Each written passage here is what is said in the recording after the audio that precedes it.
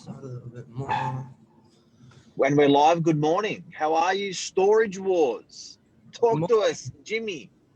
Storage Wars. I don't think we're talking about when they crack open a big chest on those American TV shows and they bid for the locker. What are we talking about, Mark?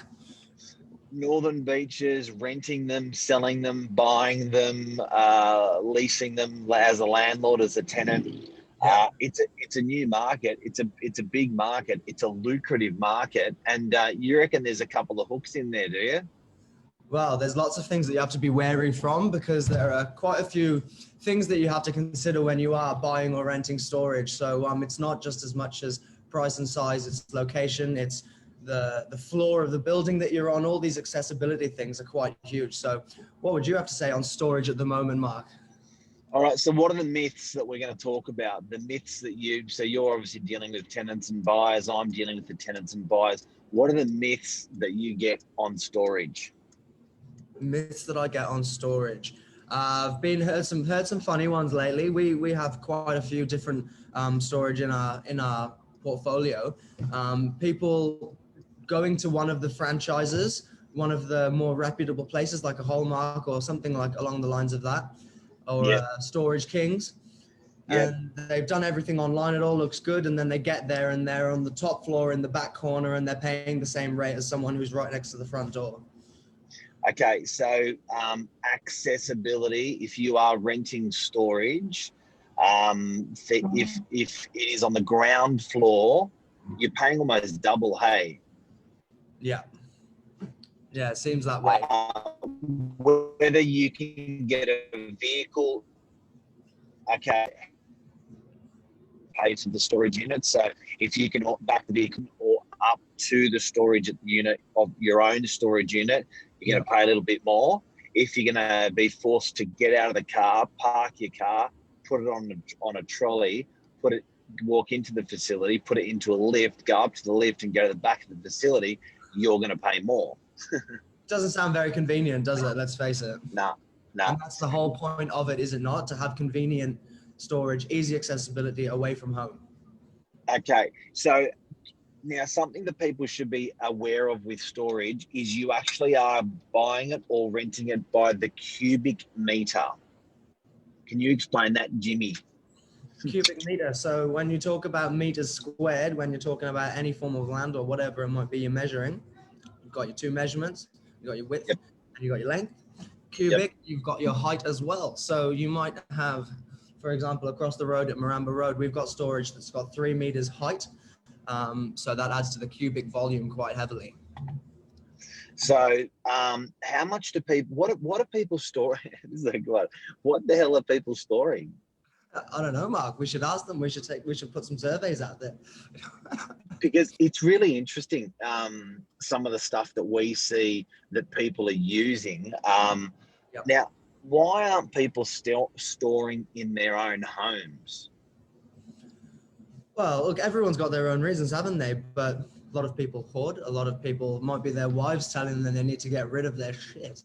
You know, there could be a million different reasons. But For a better marriage, you say? It could be. It could think it's. I don't know. You tell me this. It could be pulling weight on your marriage.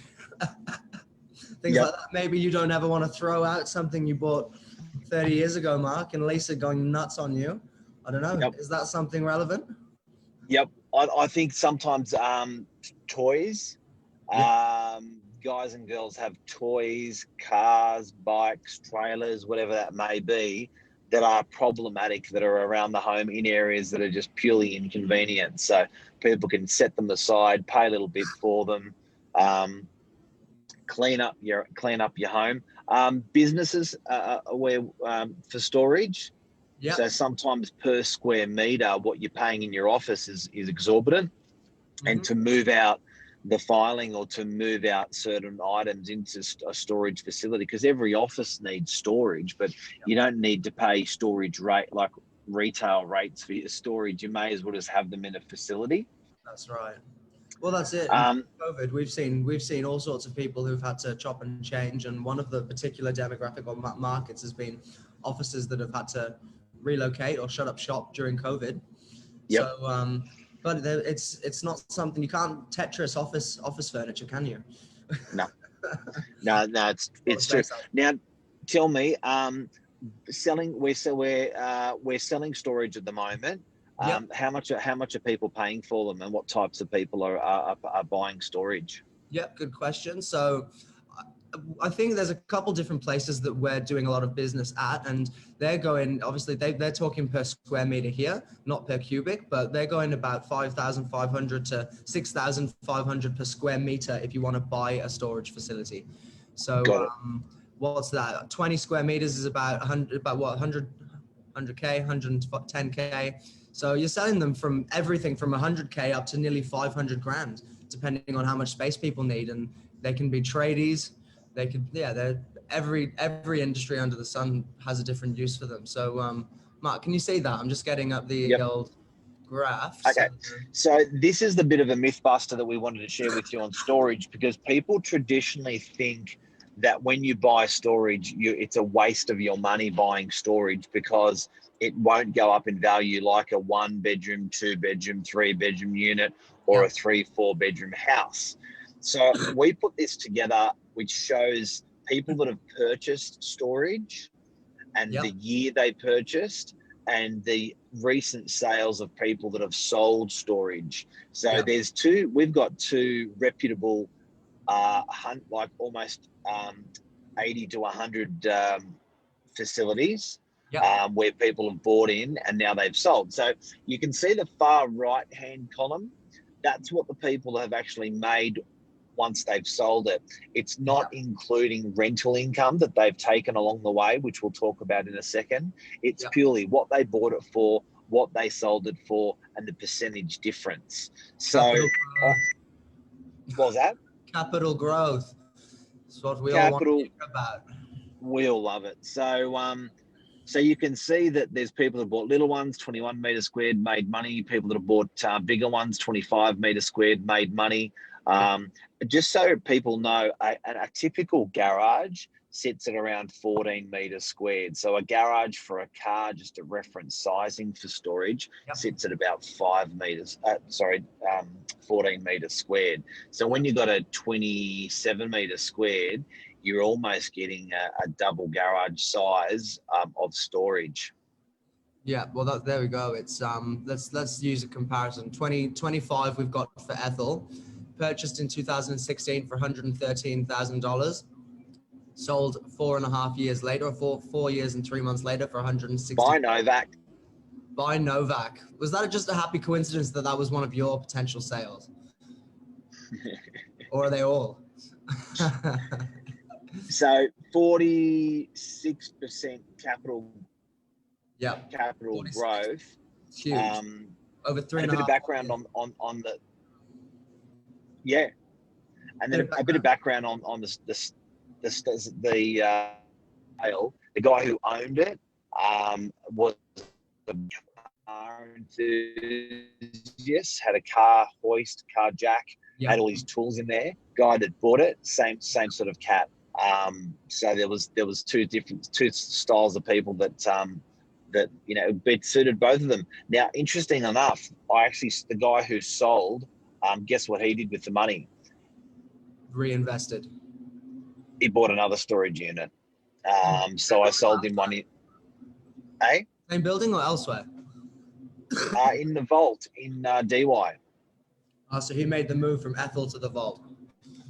Yep. So he wanted to now get 4 cars. So he bought something a little bit more in money, and there's a good deal for everyone. Now, you can also buy, so you don't have to pay cold hard cash for your storage, do you? If you want to buy it, you can also use your super, can't you, Mark? Yeah, look, it's you speak to your accountant, because I got whipped last time on Facebook. I mentioned this. I got spanked, and I gave up defending myself. I was like, I'm just going to take this post down because this is getting ridiculous. But yeah, look, if you do have superannuation, self-managed fund can buy storage as an investment. Now, bearing that in mind, it doesn't have to be just your money in your super. You can connect it to anyone to anyone. So you can say you and your wife, you and your brother-in-law can start, your brother-in-law's got 70 grand, you've got 50 grand, you buy a super together you buy a storage unit together for 120 as an investment. Yeah, right. Okay, so that opens doors for business partners, all sorts of people who are in the need of it. And I think a lot of people have sometimes lazy super or lazy money, where they just think they absolutely cannot do anything. If you do park it in super, or we've just shown you some examples of how much what sort of capital growth people have made out of them. Now, what would you rent? Those ones that we're talking about. So, for instance, Ethel Street, we're doing a deal at the moment on one which is circa 125K to 135K. What would you typically rent something like that for? What percentage rental return and what per week are you getting for it? Interesting. So for that sort of, it's very competitive, first of all. There's storage everywhere. So every single competitor is having to work their best prices out. But for a space like that, it depends very much on your landlord, but you go $100 a week, you might go $120 a week. You could even push even further than that. So you might get 150, including GST, for example. So I don't really think there's a specific, this is what you're going to get. You might have a different answer to me than that, but yeah, you're making good returns. So if you're getting 100 a week on $125,000 investment, 4.5%, 4%, not bad. Not bad at all. But you know what a nice thing about owning a storage unit as an investment is you're not doing carpet, paint, light fittings, electrical, plumber, kitchens, bathrooms, Did nothing. you see me dribble on myself, Mark? No. I just dribbled on myself. Yeah. Sorry, mate. Is coffee that important to drink during such a show when thousands of viewers are watching? Thousands of millions of fans. So the good thing is you're not maintaining it. Now, another thing, do they hang around, these tenants, or are they in and out in 3 months? Well, that's the other thing. There's quite a high turnover rate, but also you can lock in people that you don't hear again for another 5 years. So there's two sides of the coin, definitely. I think for the most part, a lot of them are long term, but there's a high proportion of people that are moving, have got different things that they require storage for. So there's lots of interest in short-term leases and licenses as well. So how long, if you had to put an average, so if someone bought a storage unit for 120K, what would they expect? How much vacancy would they expect over the year? Oh, not much. I'd say a couple of weeks from first of all, getting your agent to help find you a tenant, unless you're doing it yourself. So I'd say over a 12-month period, you're probably getting 2 weeks of vacancy, maybe 3 to 4, depending on location and price that you're advertising at. Sounds like a residential unit type of vacancy. Yep. It's not bad though, is it? It's pretty good. So, all right. Hopefully we've helped everyone out today a little bit with storage. If anyone's got any questions, shoot them at us. We're here to help. But definitely what we've learned today, the nuggets out of today, storage units do make capital growth. Myth bust. That's one myth busted. Storage units do rent out long term. That's another myth busted. Yep. Don't forget that you're not maintaining the storage unit, like carpet, kitchen, paint, bathroom renovations, none of that. So they're very low maintenance investments. Yep. Fees are very low. One thing I just want to mention, about when you say fees, council, you got no water rates, and council and strata are very low. So one of the facilities we're doing at the moment, I think it's $900 a year for strata rates. So that's pretty good. Yeah. That's pretty good. So that's low as well. Any other myths that we've busted today? What myths have we busted? They clean your home up. They make your husband or wife happy by getting your stuff out of the house. Can you run a business from a storage unit? You absolutely can. There's actually, and I'd love to have got that up now. I'm going to see if I can find it. I know we're gonna can it in a moment, Mark. But there was a great document that we got that shows all of the different purposes and usages that you can get out of your storage unit. So what I might do is bring that up and tag it to the post. So if you are having a look and you're wondering what you can do out of a storage unit, when we get this post up later, I'll get that photo in there. That is, I think it's just from the Northern Beaches Council, Mark, if you can remember. Yep. And it is. Yeah. We'll whack that up for our friends. So you can have it for business purposes, but retailing from it, like having 20 customers a day coming in, 20 customers a day leaving, you may find it a little bit hard. But it's not just specifically for, or it is just specifically for storage, but that's very open ended as well. So, you know, carpenters, electricians, air conditioning people, they've got often these guys have. They're on site in people's homes all day, every day, but they need a base. You know, they need somewhere to go to leave the aircon units and have the tools, and the tools they're not always using. Easy access. They don't want to go climb into the roof of their attic of their home to get out the tool that they wanted. Car enthusiasts. There's just so many uses for it. So, guys and girls, hopefully we've taught you a little bit, and everyone's learned a little bit about storage today. Anything else we've got to add, buddy? No, I think we're good. It's just I'm just most fascinated by the capital growth rates when you look at it. I'm just going to revise it quickly for everyone. Over a 3-year purchase, 22%; over a 3-year purchase, 36%; over a 3.5-year, 46%. So the capital growth rates are very variable, but there's definitely some evidence and backing to the conversation we had the other day, Mark, about property doubling in 10 years. It's almost going to show. 4 years, 46%. It's creeping up to those same ways. I know we're talking about two very different ball games, but yeah, they're all correlating together in the same way. So yeah, hope it's been helpful for guys this morning. Bottom line, storage makes money and takes away stress. Sure it does. Makes your life easier. Thanks, bud. Thanks, guys. Plenty of storage in the Northern Beaches. Give us a call. Yeah, call us if you need to buy it, rent it, call us. All right. Thanks, Mark. Cheers, everybody. Thanks, Jimmy. Is that sticking now? Yeah, I like it. What does that mean? James, I get to call you. Thanks, Mark. Jimmy's better than James. See you, mate. All right. Cheers, guys. Take it.